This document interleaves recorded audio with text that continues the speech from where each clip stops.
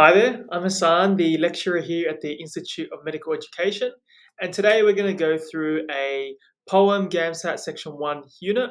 It has 3 questions relating to the stimulus here, and before we begin, I'll just give you a chance to read the stimulus. It's a poem by Stefan Malami. It's a very good poem, I might add, and I'll give you a chance to read the first or the 3 questions. So this is the first question here. So you can pause the screen to have a read. Here's the second question. And here's the third question. So if we go back, okay. If you've had a read of the poem, you probably noticed that this poem was, how can I say it, all over the place. You're probably just wondering what the hell is going on. So when you read the first question, which of the following features best informs the meaning and themes of the poem? You might say that there's obscure meaning and there's this perplexing ambiguity, which is true. But you might also notice there is unusual line structure and there is this striking topography. So it's important to note that, yes, whilst all 4 of these exist, one of them is most true. And I think it's one of those you'd have to understand poems to kind of, or understand this poem, because this poem does have a meaning.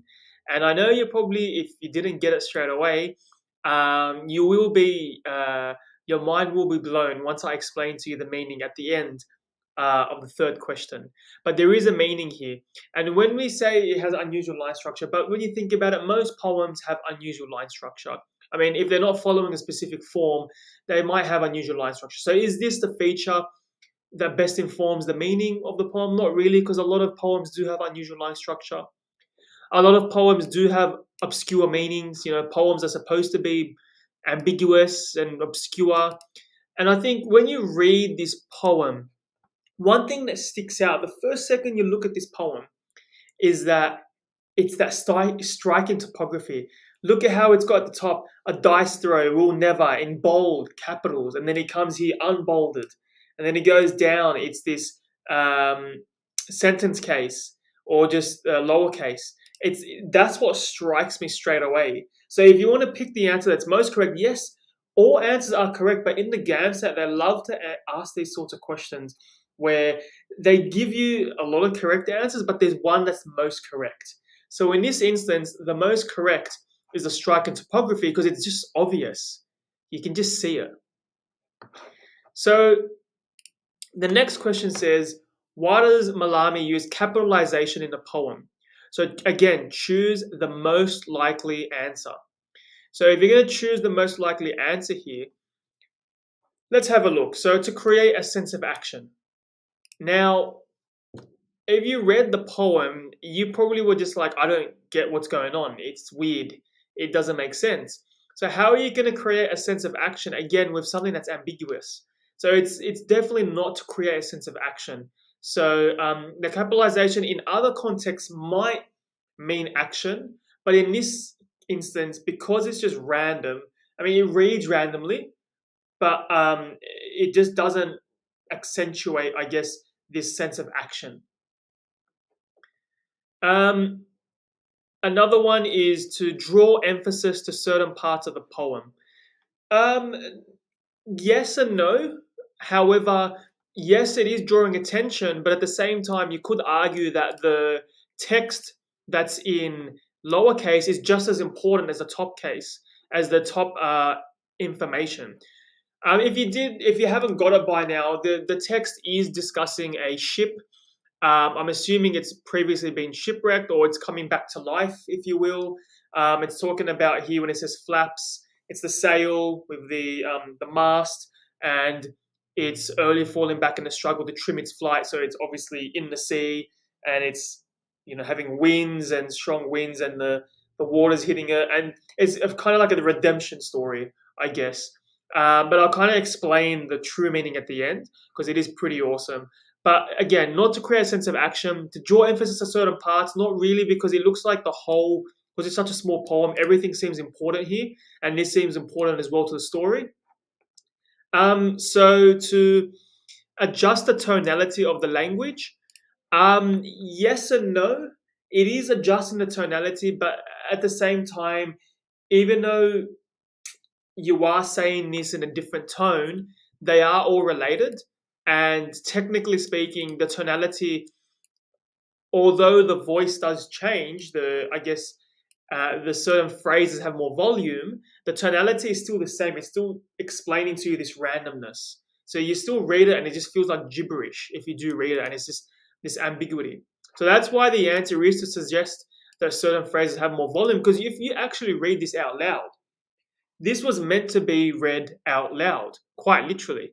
I mean, I'm not going to do that. You can do it in your spare time or at home there. But if you do read this, you can read it out loud, and it softens. So it's this clear indicator that's supposed to be read at a high volume here. So it's not technically not changing the tonality, because it's still the same. It's still this randomness. It's just giving you this idea that it has to have more volume. So that's why that's the answer. And again, ASA loves asking these sorts of questions, because someone might say tonality, but when you look at the tonality, yes, the way that the poem is being read out is changing, but it's still the same idea. It's still ambiguous, but the phrases are having more volume. So that's where the trick comes into it. So that's why, again, section 1 in the GAMSAT is one of those very tricky sections to actually improve your marks, because they always say you really can't study for section 1, and that's because it's all about context here. You've got to be able to read this, and if you understand poems and you understand how they're written and you have this experience, you can kind of tell the difference. But again, it's one of those, just with time, it comes. So if you just keep practicing, nailing it, you'll get it there eventually. But if we go to the last question, so I've been kind of leading up to the last question here, trying to answer, tell you what the actual meaning is of this poem. And it's kind of in the last question. It says here, which of the following phrases best describes the imagery in the poem? The reason why I didn't want to give it away in the beginning, because if I did, then it would just give away all the other answers. But have a look how it's all in the first sentence. This is why Stephen Mallarmé, this is a fantastic poem. It's all in the first sentence, or the first line. It says, a dice throw. What do we associate dices with? It's that probability. It's that idea that it's randomness. It's that anything can happen. So you can see that a dice throw follows this caps lock, bold writing, then out of bold. It's this idea, it's this eternal circumstances. If you throw a dice, anything can be possible. Then it introduces a shipwreck, a boat, or say a ship coming out of shipwreck. It's trying to come back. It's whitened. It's slack raging. It's coming from the abyss. It's tilt. So it's talking about here, it's sails, that it's on its own. It's coming back from a struggle. So it's this idea that it's cutting down leaps. It's in the water. It's trying to make headway. So it's kind of, for me, like a metaphor that it was a shipwreck, and now the ship's back on its feet, proverbial feet. So it's in the water now. It's cutting through the wind, the water, and it's making its way through. It's kind of like a metaphor for life.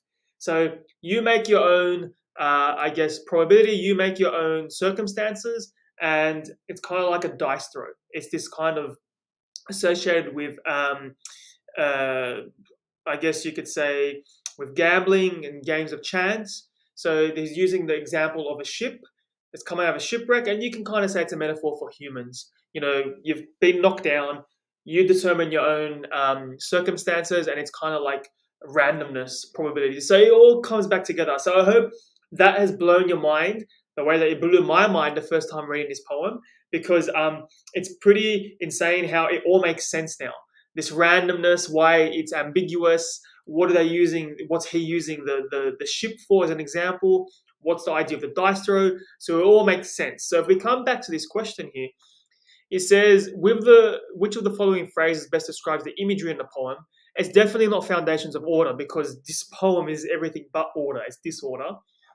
The noise of nature, not really, is talking about a ship in the water that's coming back on its that's coming back from a shipwreck, if you want to call it that. So it's definitely not the noise of nature. It's got more of a meaning than that.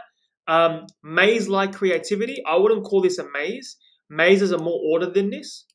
And again, it's all in the answer. It's all in the first line, the uncertainty of taking chances. So that's the answer here. It's this idea that you throw a dice, the probability of anything happening is endless. And he's using the example here of a ship from a shipwreck. So thanks for listening in, guys. That was, I guess, an interesting poem. I love this poem. Look, if you do have any comments or anything you didn't understand, you could pop them down in the comment section below and we can answer all your queries. Otherwise, you can contact us directly and we'd be happy to help. Thanks for your time, guys. Bye now.